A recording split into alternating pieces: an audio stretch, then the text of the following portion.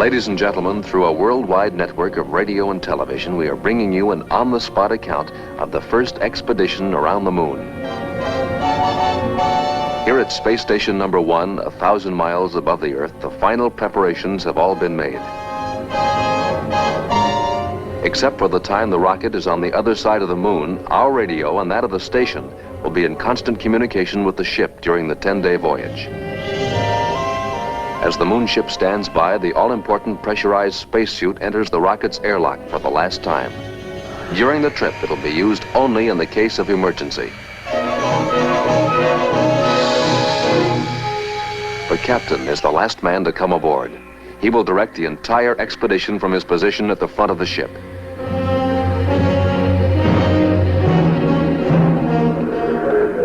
The navigator, with his specialized instruments, is responsible for plotting the unmarked path through space. The radio operator must maintain constant communication with the Earth on the space station.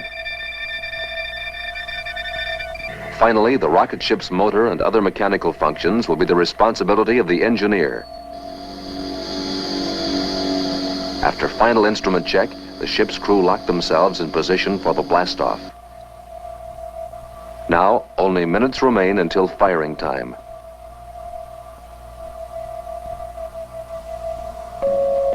The captain sets the automatic firing timer and reports to the space station. RM1 to Station 1. Firing timer is engaged. We will begin power maneuver for departure in exactly 16 hours, 23 minutes, 47 seconds. Roger, RM1, 16 hours, 23 minutes, 47 seconds, over. Crew will secure and stand by for firing in 8-4 seconds. Acknowledge. Navigator, check. Radio okay. Engineer, check.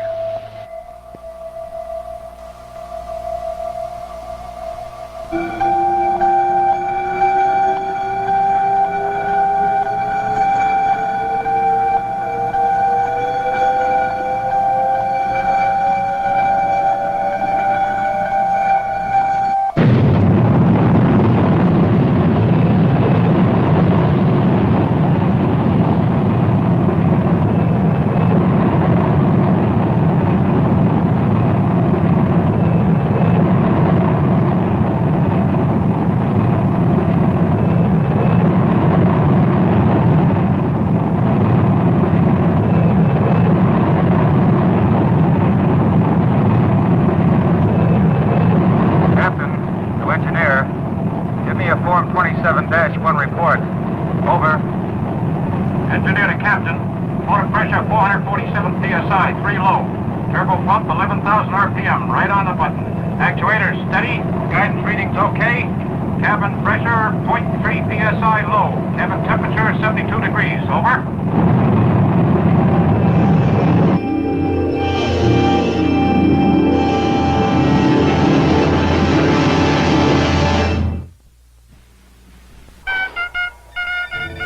This is Station 1 calling RM1. Our radar telescopes have charted your firing time and course. Give us a voice report for instrument error check. Over. Well, we're on our way. Joe, how about another report? Our firing time was 10 minutes, 0.35 seconds. Cutoff velocity, 21,888 miles per hour. Cutoff altitude, 1,765.2 miles. 1.6 low. Okay. Now let's double check that star tracker with an optical and radar fix. Right.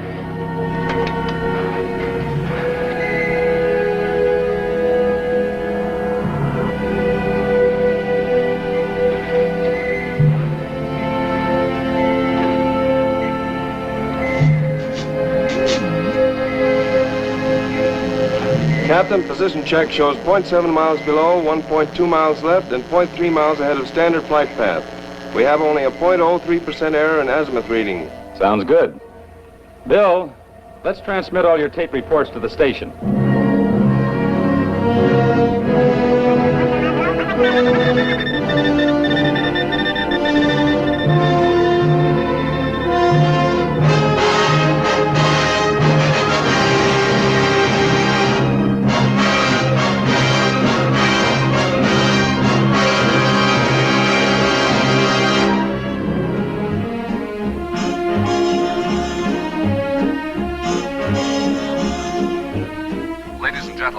are interrupting our program to give you the following message. Moonship RM-1, which left the space station a little over 51 hours ago, reports a distance of 169,000 miles from the Earth. The ship is traveling at 9,400 miles per hour, and deviations from the intended flight path have been so small that the captain reports no corrective power maneuver has been necessary as yet. We are happy to report all the crew are in good condition.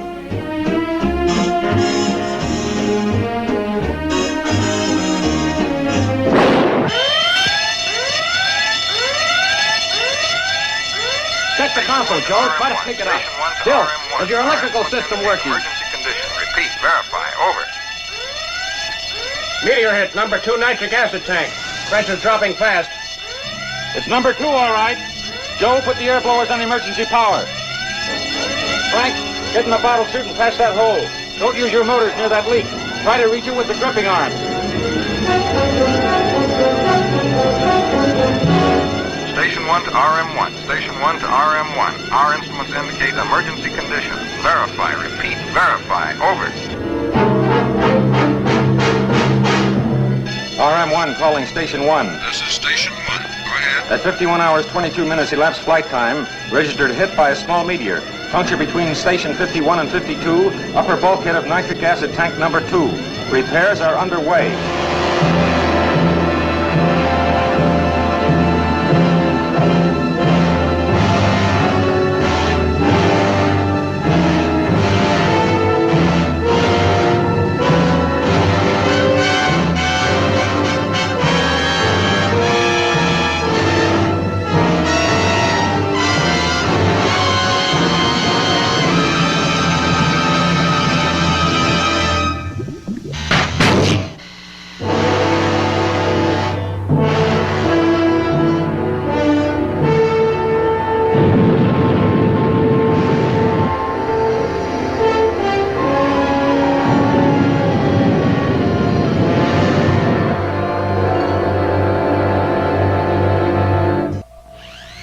RM1 to Station 1. This is Station 1. Go ahead.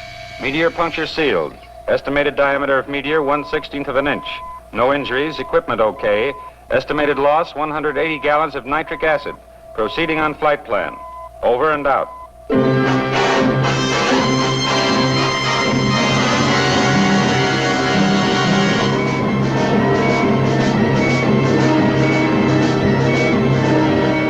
Station 1, this is RM1.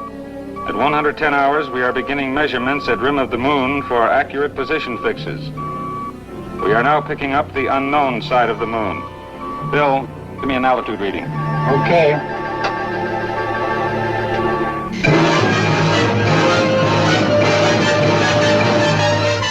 Radio altimeter reads 22,886 miles from the moon's surface. Oh, we're moving in fast. Frank, have you got anything in that star occultation reading yet? Just a moment, I'll run it through the computer.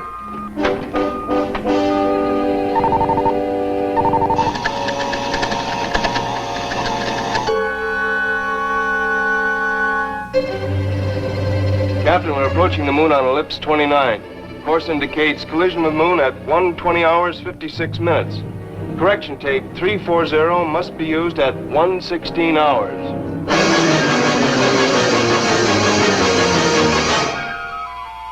As the 116th hour approaches, the navigator must act quickly to avoid a collision with the moon. He starts the tape selector, which will automatically correct the rocket's course by firing the motors for a precise number of seconds.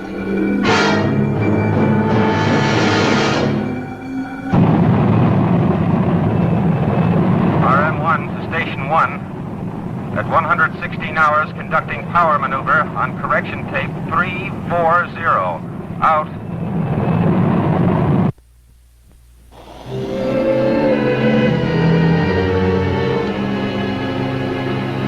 Captain, we're almost on the button. We'll pass the moon surface at 63 miles instead of 60. Close enough. We'll make the correction on our return maneuver. Joe, set the spatial attitude control to keep us lined up with the flight path tangent.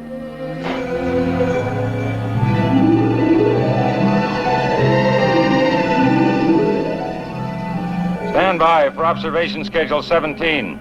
Station 1 to RM1. We acknowledge observation schedule 17. Checklist as follows. Green filter 93-B on electronic camera on upper Astrodome. Use magnetic color tape on station 3 lower Astrodome. Run 180-degree graph through contour mapper. Over. The next few hours will constitute the most important phase of the trip. The moon is sweeping past the ship at great speed, and in the brief span of about 3 hours, all close-up observations of its unknown surface must be completed.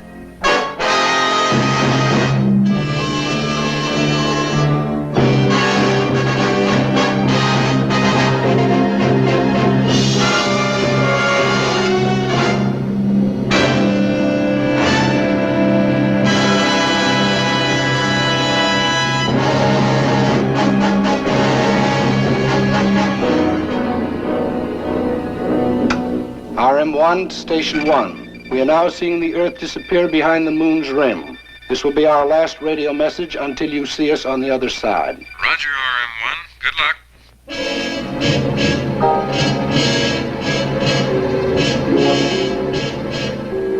I see what looks like a tremendous crater ahead. Bill, what does the contour mapper indicate?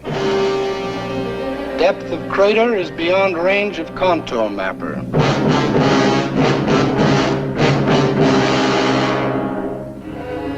We'll reach the day and night terminator in 5 minutes. Frank, arm your flares and stand by to fire when I give the signal.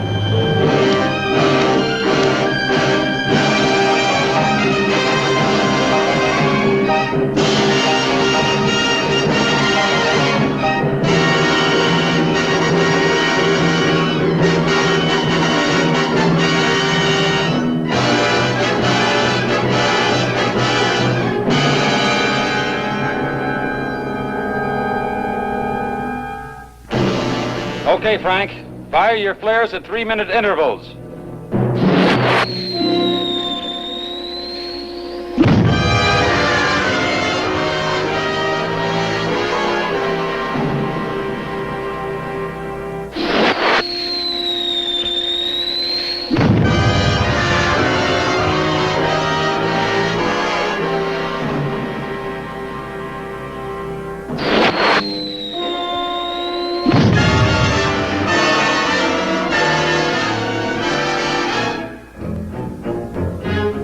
Captain, I'm getting a high Geiger count of 33 degrees. My scintillation counter indicates a high degree of radioactivity on the same bearing. Contour mapper shows a very unusual formation at about 15 degrees southern latitude and meridian 210. Get some flares in that area, quick.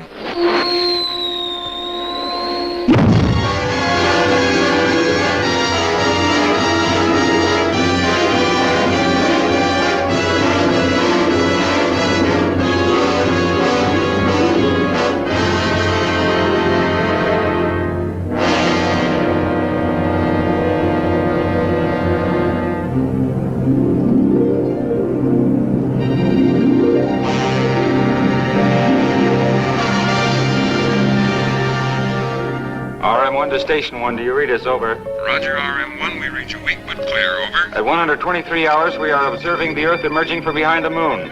We will leave moon shadow at 124 hours, 14 minutes. Our ETA in orbit is 241 hours, 27 minutes. After 3 hours of total darkness, the ship breaks from the moon shadow into the glaring sunlight to continue on its 5-day return trip.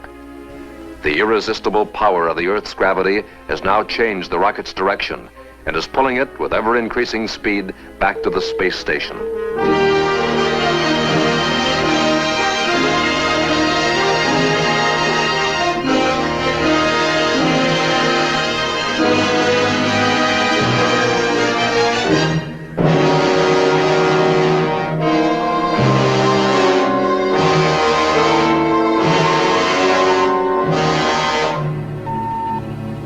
Frank, start the gyro attitude control for the braking maneuver and give me a time set for firing. Check. At 240 hours, preparations are being made to enter the orbit of the space station. The ship's direction is reversed so that the subsequent firing will slow the rocket's speed and jettison the empty fuel tanks. Okay for firing. Guidance tape 264 inserted. Set firing timer for 241 hours, 49 minutes, 11 seconds. Okay. Joe, Set the tank release and report.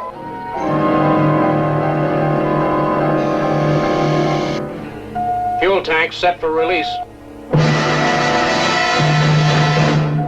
Firing timer set. Stand by for power maneuver in 3-5 seconds.